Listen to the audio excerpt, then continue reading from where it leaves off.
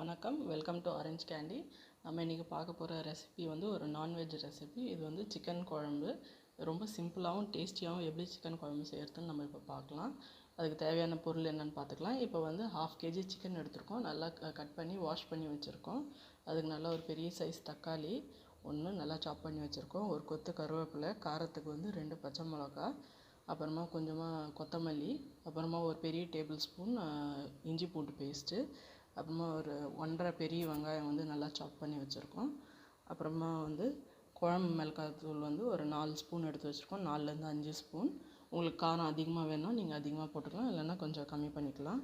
அப்புறமா தாளிக்கிறதுக்கு வந்து 1 டீஸ்பூன் சோம்பு, 2 கிராம்பு, ஒரு ஏலக்காய், ஒரு சின்ன துண்டு சின்னமன், அப்புறமா சின்ன துண்டு கல்பாசி, 2 பே லீஃப், அப்புறம் ஒரு டீஸ்பூன் கரம் மசாலா, 1 டீஸ்பூன் மிளகுத்தூள், அப்புறமா ஒரு 1/4 டீஸ்பூன் மஞ்சள் தூள், அப்புறம் தேவையான அளவுக்கு தண்ணி. இப்போ வாங்க எப்படி செய்கிறதுன்னு பார்க்கலாம். இப்போ வந்து நம்ம ஒரு ப்ரெஷர் குக்கரில் 4 ஸ்பூன் எண்ணெய் விட்டுருக்கோம். எண்ணெய் சூடாகிடுச்சு. இப்போ வந்து நம்ம அதில் தாளிக்கிற சாமான்லாம் போட்டுக்கலாம். 2 பிரிஞ்சி இலை, கிராம்பு, பட்டை, ஏலக்காய், அப்புறமா சோம்பு ஆட் பண்ணிக்கலாம்.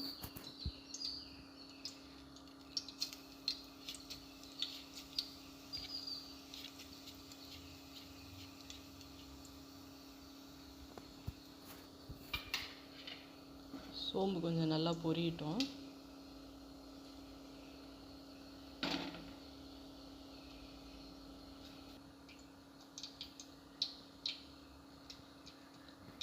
இப்போ வந்து நம்ம எடுத்து வச்சுருக்க ஒரு கருவேப்பிலை கொத்து, அலசி வச்சுருக்க கருவேப்பிலை கொத்து, காரத்துக்கு கீரி வச்சுருக்க 2 பச்சை மிளகாய் ஆட் பண்ணிக்கலாம். பச்சை மிளகாய் இருக்கிற காரம் வந்து நல்லா எண்ணெயில் இறங்கிட்டோம்.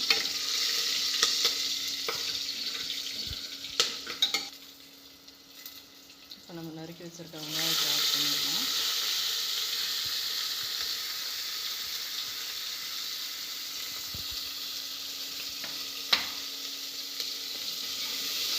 வெங்காயம் நல்லா வதங்கட்டும். இப்போ ஆனியன் நல்லா வதங்கிருச்சு. இப்போ வந்து நம்ம அதில் இஞ்சி பூண்டு பேஸ்ட்டும் தக்காளியும் ஆட் பண்ணி நல்லா வதக்கிக்கலாம்.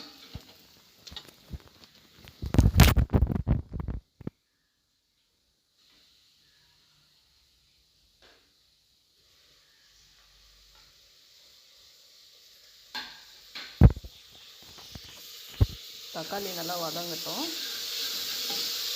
அப்புறம் இஞ்சி பூண்டு பேஸ்ட் வந்து பச்சை வாடை போகட்டும். அது வரைக்கும் நம்ம வதக்கணும். இப்போ தக்காளிலாம் நல்லா வதங்கிடுச்சு. இஞ்சி பூண்டு ஸ்மெல்லாம் நல்லா போயிடுச்சு. இப்போ நம்ம வந்து கட் பண்ணி அலசி வச்சுருக்க சிக்கன் பீசஸை எல்லாம் ஆட் பண்ணிடலாம்.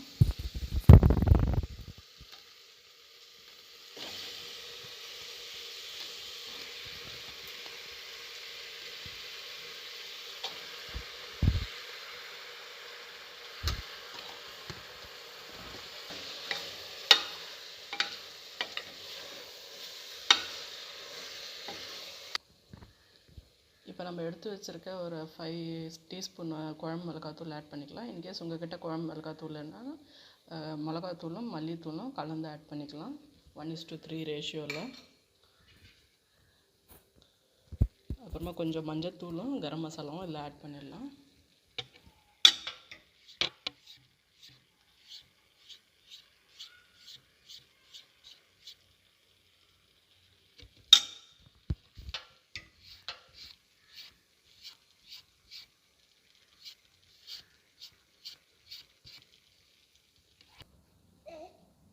இப்போ இதுக்கு தேவையான அளவுக்கு உப்பு ஆட் பண்ணிக்கலாம். நல்லா மிக்ஸ் பண்ணி நல்லா வதக்கிக்கலாம்.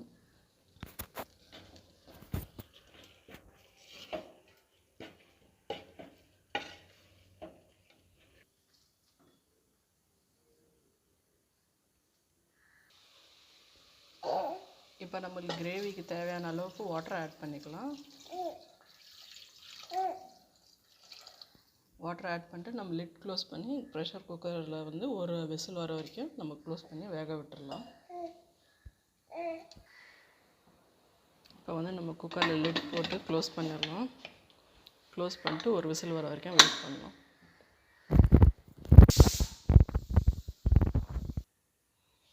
இப்போ நம்ம குக்கர் நல்லா விசில் வந்துருச்சு, ஸ்டீமும் இறங்கிருச்சு. நம்ம இப்போ ஓப்பன் பண்ணி பார்த்துடலாம். நமக்கு சிக்கன் கிரேவி நல்லா ரெடி ஆகிடுச்சு. இப்போ நம்ம வந்து சிக்கன் கிரேவி நல்லா ரெடி ஆகிடுச்சு. இப்போ நம்ம வந்து இதில் பெப்பர் தூள் எடுத்து வச்சுருக்க பெப்பர் தூள் ஆட் பண்ணிடலாம்.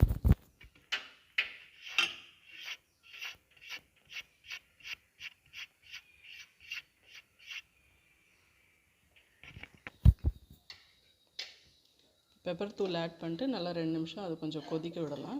கொதிக்க வச்சோடனே நம்ம சிக்கன் கிரேவி வந்து சிக்கன் குழம்பு நல்லா ரெடி ஆகிடுச்சு. இப்போ கொதிக்க விடலாம் 2 நிமிஷம்.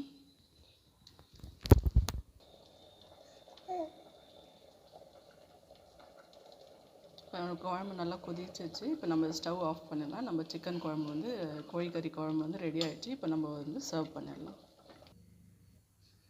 இப்போ வந்து நம்மளுக்கு சிக்கன் கிரேவி சிக்கன் குழம்பு வந்து கோழிக்கறி குழம்பு ரெடி ஆகிடுச்சு. இப்போ நம்ம வந்து கொத்தமல்லி போட்டு கார்னிஷ் பண்ணி வச்சுருக்கோம். நல்லா சூப்பராக எம்மியாக வாசனை வருது. கண்டிப்பாக இந்த ரெசிபியை ட்ரை பண்ணி பாருங்கள். ரொம்ப சிம்பிளாக பட் டேஸ்டியான ரெசிபி. இது வந்து நீங்கள் இட்லி, தோசை, ப்ளெயின் ரைஸ்க்குள்ளே சாப்பிட்டா நல்லாயிருக்கும். கண்டிப்பாக ட்ரை பண்ணி பார்த்துட்டு எப்படி இருந்துச்சுன்னு கமெண்ட் செக்ஷனில் சொல்லுங்கள். இந்த வீடியோ உங்களுக்கு பிடிச்சிருந்தா லைக் பண்ணுங்கள், ஷேர் பண்ணுங்கள். அப்புறமா எங்கள் சேனலுக்கு மறக்காமல் சப்ஸ்கிரைப் பண்ணுங்கள். நன்றி, வணக்கம்.